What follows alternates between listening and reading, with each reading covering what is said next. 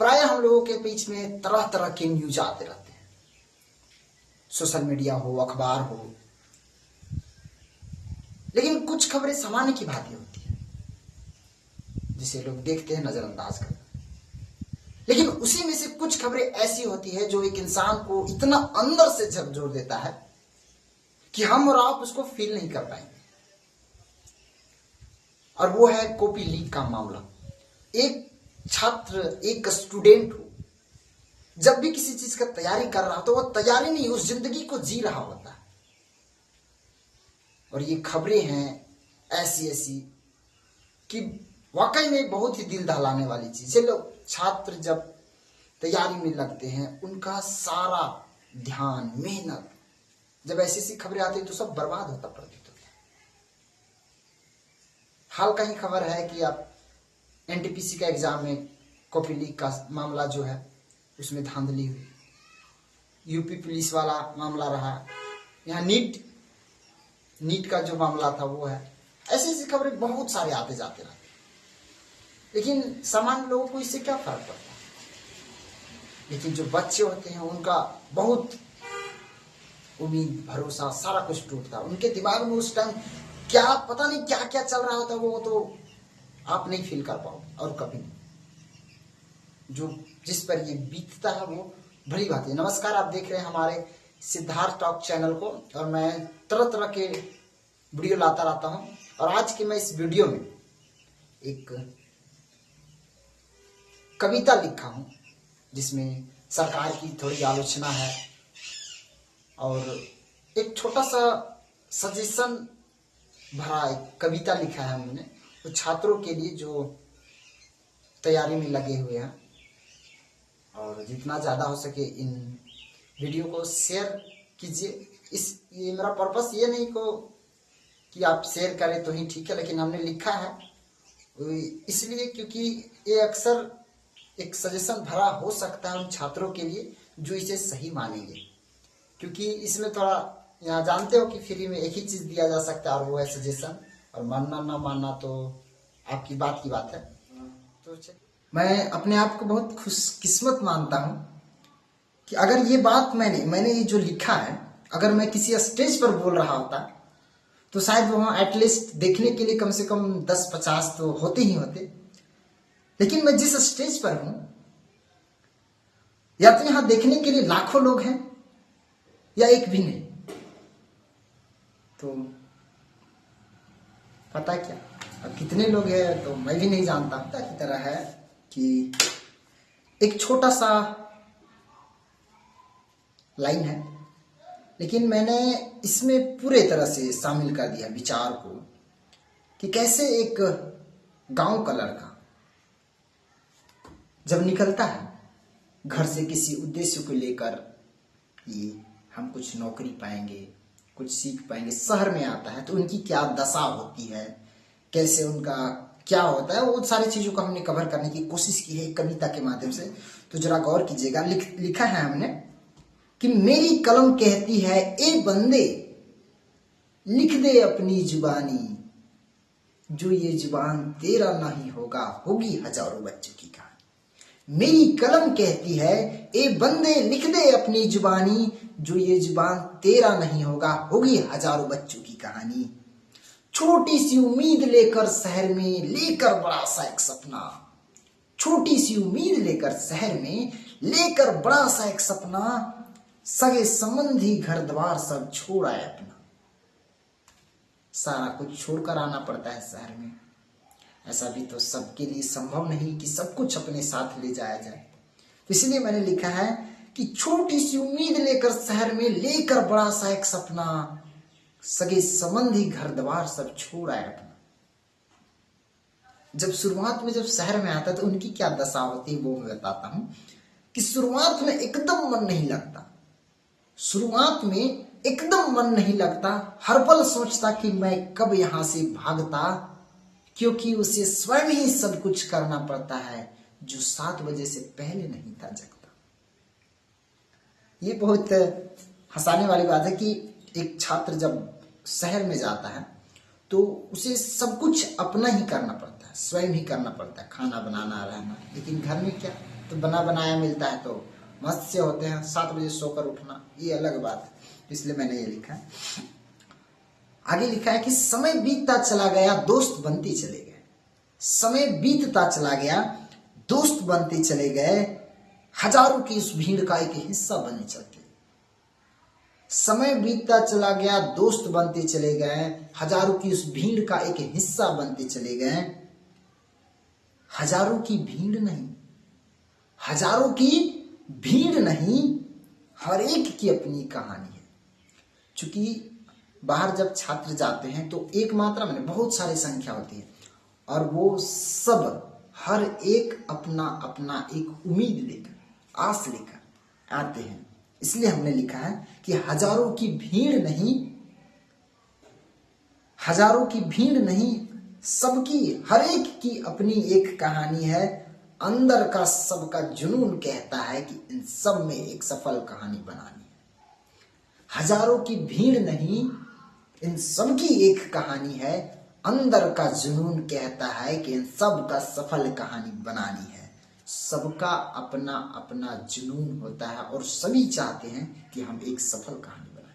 इसलिए मैंने ये लिखा है।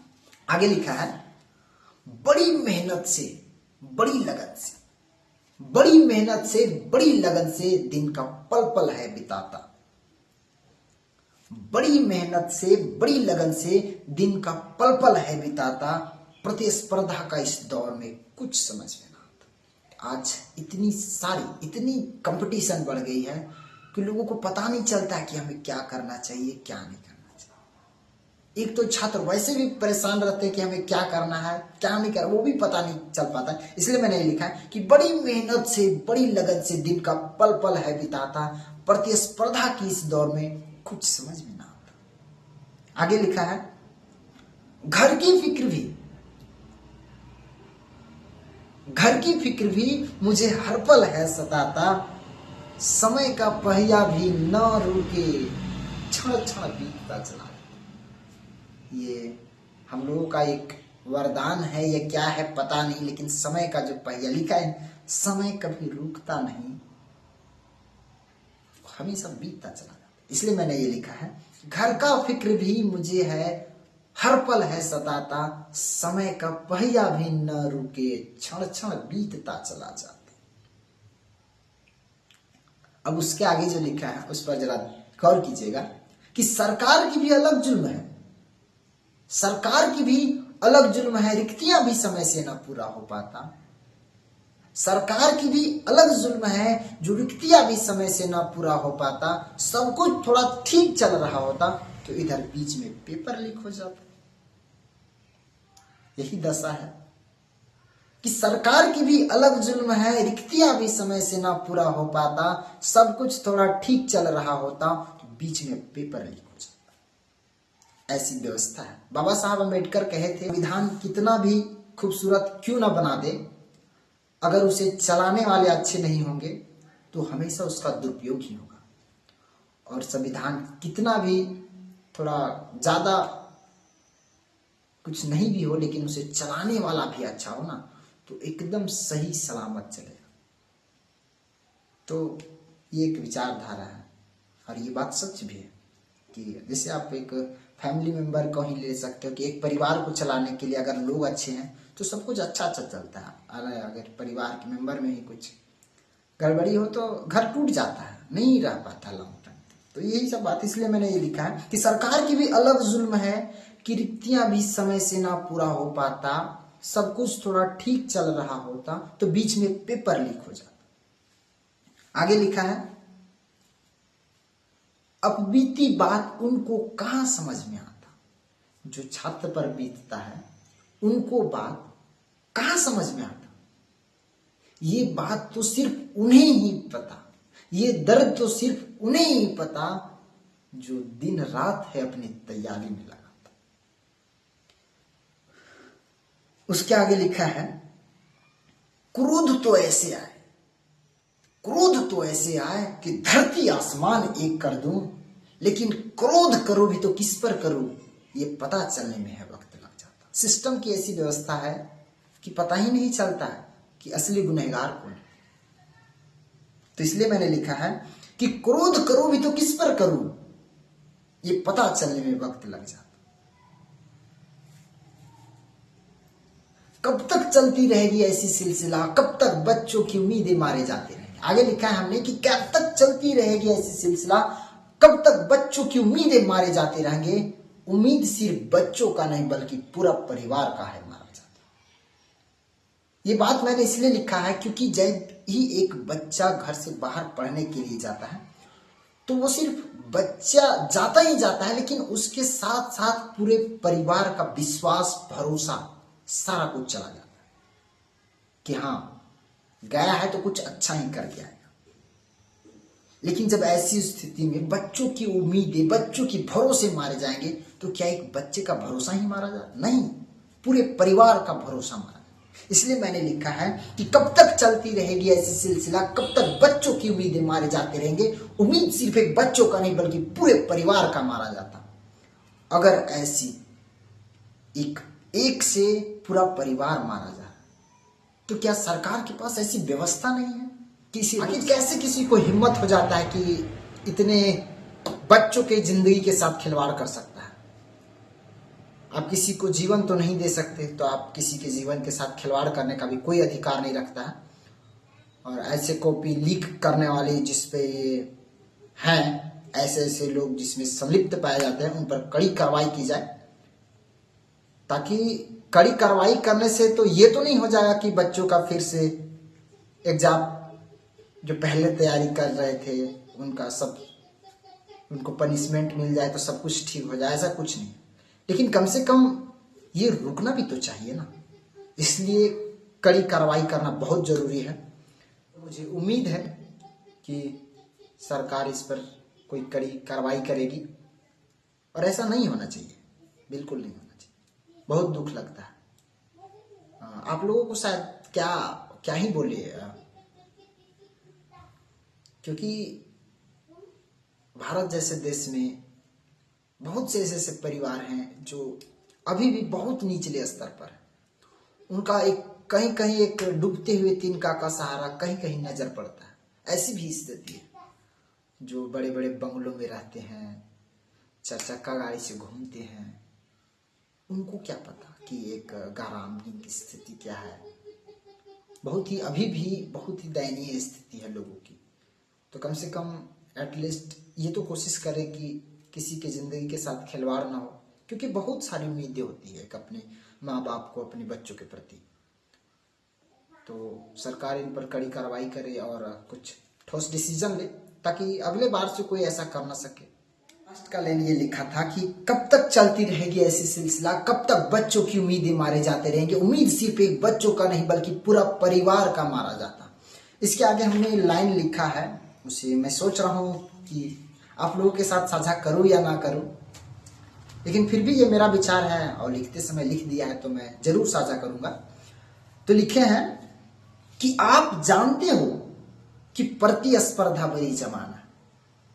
शायद मुझे ये कहना चाहिए ना चाहिए, मुझे संकोच में हूं, लेकिन मैं कह रहा हूं कि आप जानते हो कि प्रतिस्पर्धा भरी जमाना है, लेकिन इसमें भी तो अपनी एक पहचान बनाना। आप जानते हो कि प्रतिस्पर्धा भरी जमाना है, लेकिन अपनी एक पहचान भी तो बनाना है। इसलिए अपनाओ एक कौशल को और उस पर भी थोड़ा कार्य करो। फिक्र इस बात का भी तो है ना कि 2 पल के लिए रोटी भी तो जुटाना है। और ये कोशिश करो कि शिक्षा सिर्फ नौकरी के लिए ना हो और ना सिर्फ किताबों से हो। और ये कोशिश करो कि शिक्षा ग्रहण सिर्फ नौकरी के लिए ना हो और ना सिर्फ किताबों से हो। शिक्षा ग्रहण हो तो ज्ञान के लिए हो और थोड़ा व्यवहारिक जीवन से भी हो। इसके आगे हमने जो लाइन लिखा है वो थोड़ा गहरा है, आप समझ पाए तो अच्छा है, लेकिन हमने लगा कि मतलब है, ये समझने लायक है। अगर छात्र इस बात को समझ पाए तो अपने आप को इम्प्रूव कर पाएंगे, बिल्कुल। इसलिए मैंने ये लाइन लिखी है कि सफलता एक गूढ़ रहस्य है। सफलता एक गूढ़ रहस्य है जिसे हर कोई समझ पाए, इतना आसान नहीं। कि सफलता एक गूढ़ रहस्य है जिसे हर कोई समझ पाए, इतना आसान नहीं। सबने परिभाषा अपने अपने अनुसार दी है। सफलता का परिभाषा सभी ने अपने अपने अनुसार दी है, जो सबके लिए समान है। हर सफल व्यक्ति अपनी एक कहानी बताता है और उस कहानी से हम लोग कोशिश करते हैं कि कुछ सीखें और उन्हीं की तरफ फॉलो करें। ये जरूरी नहीं है, उनके परिस्थिति के अनुसार उनको जो सही लगा उसने किया, लेकिन आपका परिस्थिति क्या है उसे आप समझिए और आपके अनुसार अपने आप को एक सफल कहानी बना सकते हैं। तो सबसे पहले अपने आप को समझिए। इसलिए मैंने ये लिखा है कि सफलता एक गूढ़ रहस्य है जिसे हर कोई समझ पाए, इतना आसान नहीं। सबने इसकी परिभाषा अपने अपने अनुसार दी है, जो सबके लिए समान है। आगे लिखा है, पहचानो अपने आप को, पहचानो अपने आप को और लिख दे अपनी एक सफल कहानी। इसलिए मैंने ये कहा है कि अपने आप को पहचानो अपने आप को और लिख दे अपनी एक सफल कहानी। यही एक छोटी सी है मेरे दिल की जुबानी। एक्चुअली मेरा नाम दिलीप कुमार है, इसलिए मैंने लास्ट का लाइन ये जोड़ा है, दिल की जुबानी, कि पहचानो अपने आप को और लिख दो अपनी एक सफल कहानी। और यही छोटी सी है मेरी दिल की जुबानी। धन्यवाद आप लोगों को देखने के लिए, और हम फिर मिलते हैं किसी नेक्स्ट वीडियो के साथ। हमारा एक्चुअली में ये कंटेंट डिफरेंट टाइप का आते रहता है, तो आप सपोर्ट बनाइए रहिए। थैंक यू, धन्यवाद।